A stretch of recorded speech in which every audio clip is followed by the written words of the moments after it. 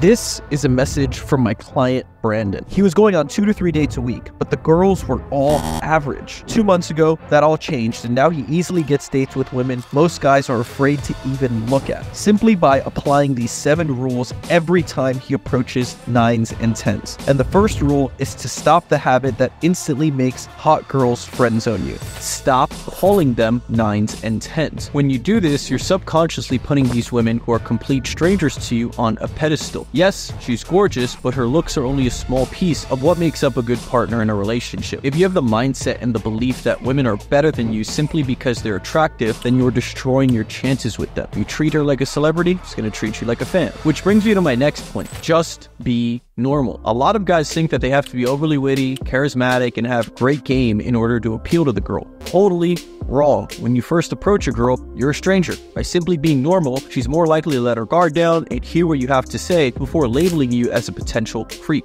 When you go in trying to be Mr. Personality, this could actually scare her away. The truth is that interacting with a total stranger can sometimes be a little awkward, maybe even a little bit uncomfortable. So it's better to have an interaction be a little bit awkward rather than overcompensate by trying to be super gamey and witty and have the best James Bond pickup line, because I promise you, doing that is actually going to be much weirder. In fact, with first interactions, being boring can actually be better sometimes because you're not causing the girl's guard to go up, and it allows her to feel more comfortable because there's nothing out of the ordinary, whether it's positive or negative. The other thing to consider is that most guys feel the need to be super gamey and act like a circus clown because they deep down don't feel good enough, and they think they have to put on a whole performance in order to win the girl over. Girls can smell this desperation from a mile away, and it's going to repel them, which is why, as corny as it sounds, being yourself is actually the best dating advice you can get. But there's a lot of caveats, and the biggest one being your true self has to be someone that's valuable. And an even bigger caveat is that you have to know how to effectively communicate your true authentic self in a way that's going to get her interested. Now, if you're a guy who's looking to increase the quality of women that you're meeting and learn how to connect with them on dating apps, Instagram, and even in person, then click the first link in the description and apply to work with me inside of my private coaching program. Me and my team will literally build your dating app profiles from scratch, give you access to our copy-paste text messages that will get you on dates with these types of girls, and show you how to meet them in person in your day-to-day life without anxiety or nerves. So if you've been struggling for a while and you'd like to start dating these 9s and 10s, click the first link in the description and me and my team will get in touch with you. Which brings me to my next point, which is actually the uncomfortable truth that no one wants to admit. You have to follow up.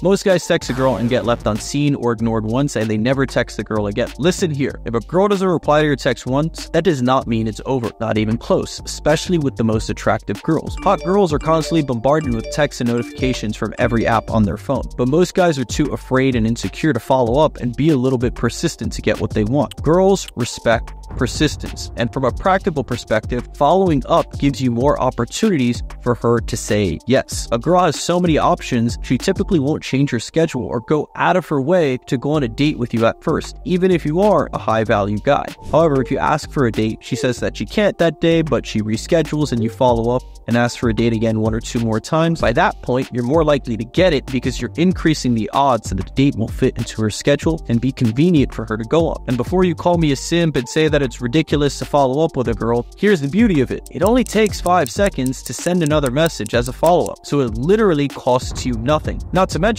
until you're a few dates in with a girl, you're gonna be following up with multiple girls at once. You're bound to get a few to respond back and agree on the date. And because more often than not, until you go on that first date, you're a stranger, you're always going to encounter the most resistance up until that first date, which is why most of the heavy lifting that goes into dating really comes down to, number 1, getting her on the date. That's usually 80% of the work. And number 2, performing well on that date in order to get second, third, and fourth dates, which is why we want to follow up and pursue multiple options until we find someone that we're compatible with. The funny thing is that the reason most guys are afraid to follow up is because it hurts their ego. And deep down, they're not doing the next point, which is play to win. It's far better to go for it and make your intentions clear and to lose and get rejected rather than losing slowly over time. Actually give yourself the opportunity. Go for that girl when you see her. Don't get stuck admiring her from afar and being too nervous to approach. Most guys are too nervous to approach a truly beautiful girl that they just don't. So by approaching or making the move or sending that second follow-up text, you're already putting yourself ahead of the curve and opening up the opportunity for it to work. The real truth is that the average girl girl gets approached more because she's less scary and intimidating than the drop-dead gorgeous girl. Not to mention, average and below average guys feel like they have more of a chance, so they shoot their shot more regularly. People don't typically aim high or go after their highest ambition. The same is true in your dating life. So by going for the top tier women, you're automatically more likely to get them. Which brings me to the most important point in this video. Treat her like a human being. The most attractive girls are used to men objectifying them and only seeing or using them for their looks. The harsh truth is that lots of guys see a hot girl as a trophy or a prize to be won and aren't actually interested in who she is as a person. This feels dehumanizing to the girl, which is why I said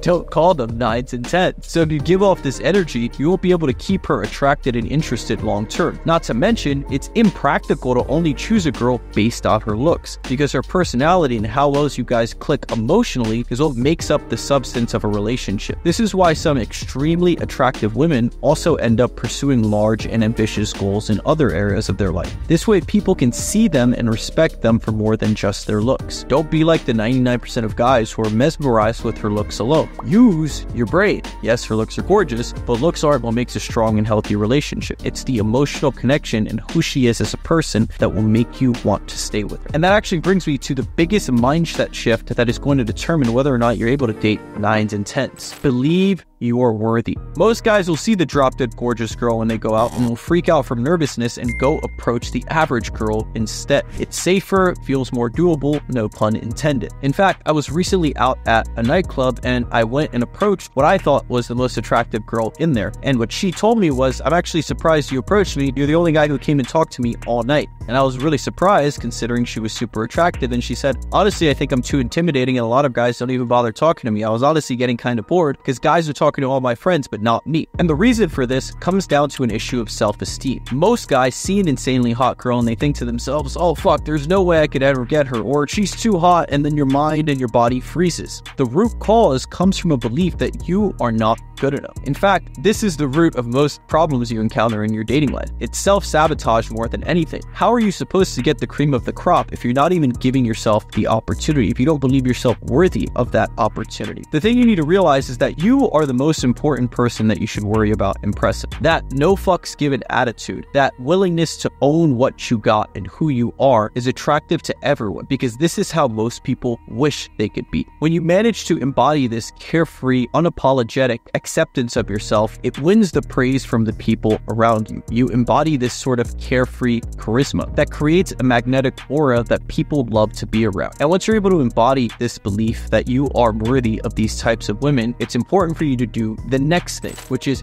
have standards that are unrelated to looks. Guys are a funny breed. The level of anxiety and nervousness they feel when they talk to a girl is directly proportionate to the girl's attractiveness. Hotter the girl, the more nervous you get. Let me tell you something that will ease your nerves. In my experience interacting with tons of women, I can confidently say that looks are not directly correlated with how cool a girl is and how much I like her personality. In fact, if a girl is a 10 out of 10 but her personality is unbearable, I won't even waste my time. A guy sees a hot girl and immediately decides he wants to be with her. Girls aren't the same way, so when guys act super desperate like this, they find it weird and creepy because it's unrelatable. Think about it. How do you really know you want to be with someone when you haven't even had a conversation with her? She could be the most annoying person on earth. She could breathe really loudly. She could chew with her mouth open. She could be dumb as rocks. You have no idea who she is because you haven't even spoken to her yet. When I was much younger and I was still struggling with this, I made a deal with myself that I wasn't allowed to want to be with a girl until I actually have a conversation with her and see if we click